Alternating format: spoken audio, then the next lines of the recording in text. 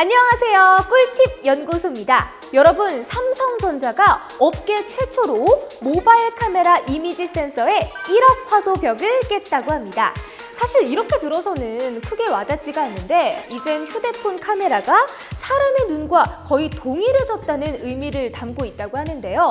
휴대폰이 전화기인지 디지털 카메라인지 구분이 안 될 정도로 발전을 했다는 건데, 이런 최첨단 카메라를 24시간 들고 다니면서도 유독 촬영만 하면 엉망진창으로 사진을 찍는 사람들이 있습니다. 문제는 생각보다 이런 꽝손이 많다는 건데요. 주로 남친들 여기 포함이 되는데, 뽀샤시한 기능은 둘째치고 실물보다도 못하게 찍으니까 여자친구들에게 많이 혼나셨죠?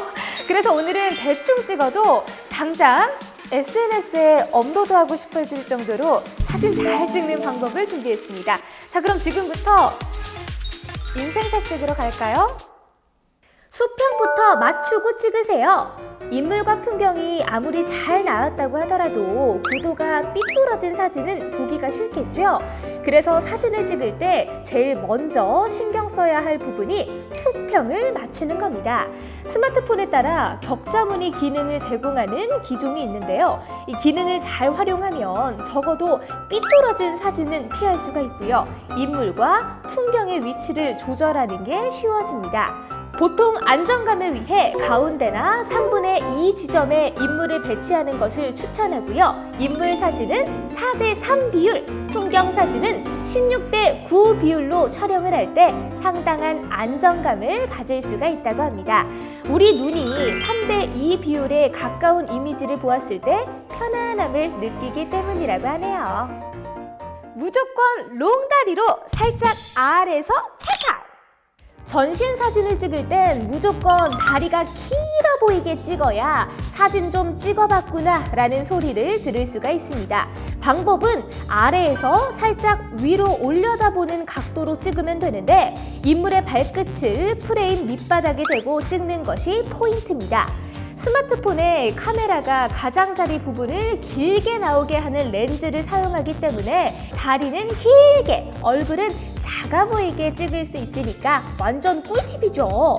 추가 팁을 드리자면, 너무 아래서 위로 올려다 찍으면 거인처럼 나오니까 뭐든지 적당한 게 좋겠죠? 그리고 뒤에 벽이나 나무 등 배경과 인물이 가깝다면 무릎 위에서 자르는 구도로 찍어보세요. 다리를 자르는 위치는 무릎 위나 허벅지 중간 정도가 좋은데 절대 무릎 관절이나 그 아래쪽은 피해주세요. 앉은 사진은 사선으로 찍으세요. 카페나 식당에서 인증샷을 찍을 경우 앉은 모습을 찍어줘야 하는 경우가 많습니다. 근데 이 서 있는 포즈보다 앉은 사진이 멋진 구도로 찍기가 훨씬 어렵습니다. 저도 이렇게 구도를 잡아보다가 진땀만 흘렸던 기억이 나네요. 이때는 너무 정면보다는 살짝 사선으로 상대방을 찍으면 분위기 있게 연출이 됩니다.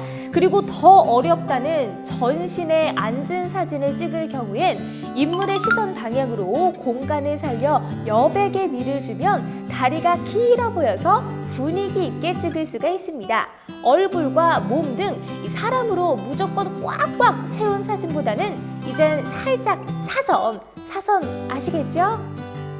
과해도 좋은 배경의 미. 배경.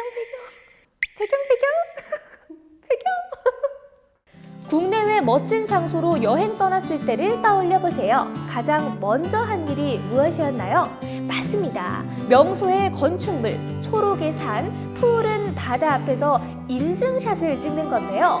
이건 전 세계 공통이라는데, 예쁜 배경은 인물을 더욱더 돋보이게 하는 효과가 있기 때문이라고 하는데요. 탁 트인 풍경이나 플라워 월, 감각적인 벽화 등 멋진 풍경과 찍는 인물 사진이라면 사람은 줄이고 과감하게 배경을 넓게 잡아보세요. 인생샷은 예쁜 배경과 함께 할 때 나오거든요.